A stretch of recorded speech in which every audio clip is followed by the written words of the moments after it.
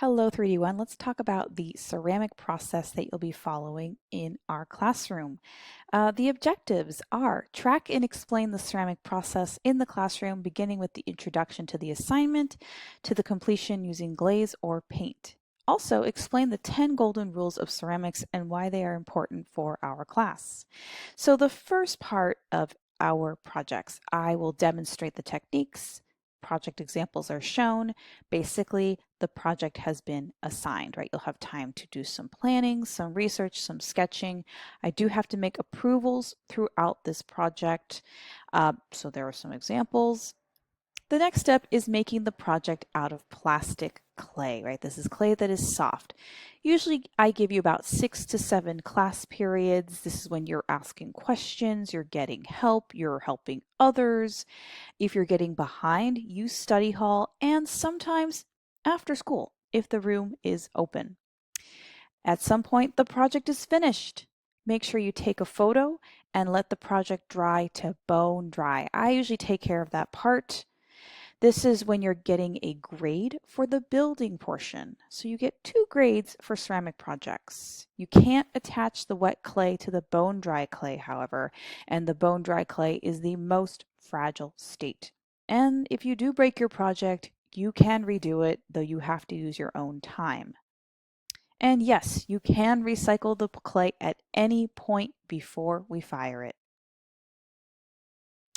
Then Miss J places your artwork in the kiln for a bisque fire. That photo is of the inside of one of our kilns full of bone dry clay. And so it fires up to 1900 degrees, takes 24 hours to heat up and cool down. Again, think of like your oven at home. There's a chemical change that happens inside the clay. The silica becomes solid. And there's a photo of it after. And now we have bisqueware. And then you get to glaze your project. This adds color, and I have everything set up in room 11. We use these little cups to sort the glazes, and you're going to have a variety of colors to use. Then the artwork is placed in the kiln for a glaze fire. It fires up to 2000 degrees. Also takes about 24 hours. There's a chemical change on the surface. And so remember, at this point, we cannot recycle the clay when it has been bisque fired. That's a photo there of an artwork that has clay before it has been fired. And there it is with the colors all nice and saturated. So that is officially glazeware. Then Miss J grades your project. So you're receiving a glazeware grade. So yes, you get 2 grades for your project. This is when you're taking a photo of your completed artwork for your virtual portfolio. Then Miss J will be saving it for the district art show, which typically happens in May, or you will be able to take your project home. So that is the ceramic process. Now, if you are painting your project, we do not fire it in the kiln for a second time. Okay, let's review the 10 golden rules of ceramics. And these are not strict rules in that they're more like principles of ceramics that you should follow in the classroom.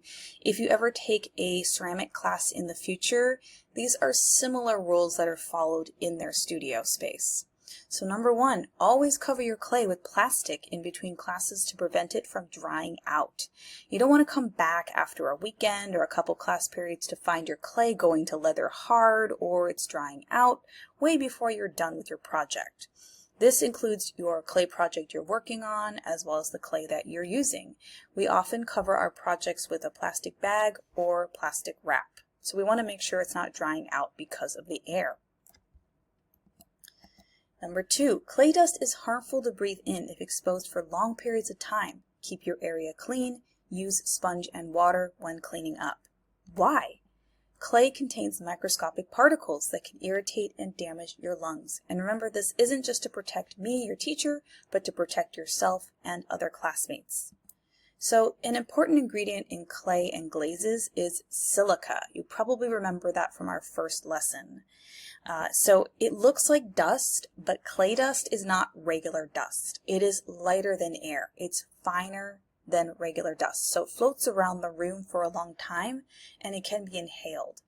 This silica is basically like powdered glass, so inhaling it can cause permanent lung damage, including cancer or silicosis. Again, this really only happens after long periods of time, like many years. So you want to keep your area in the classroom clean, organized.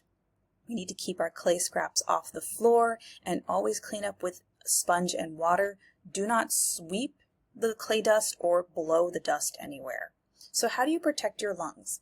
I'm not going to read through all of these facts, but you often want to rinse your hands because dry clay is a way that is often spread from your hands.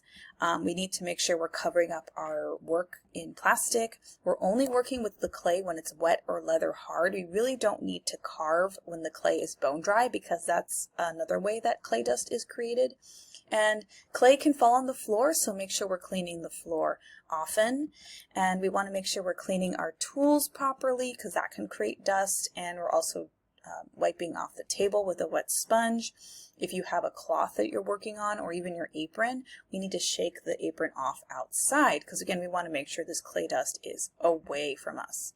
And any electronics you're using in the ceramic studio can get dust on them. That includes your computer and your phone. Number 3, clay pieces should never be thicker than your thumb. Why?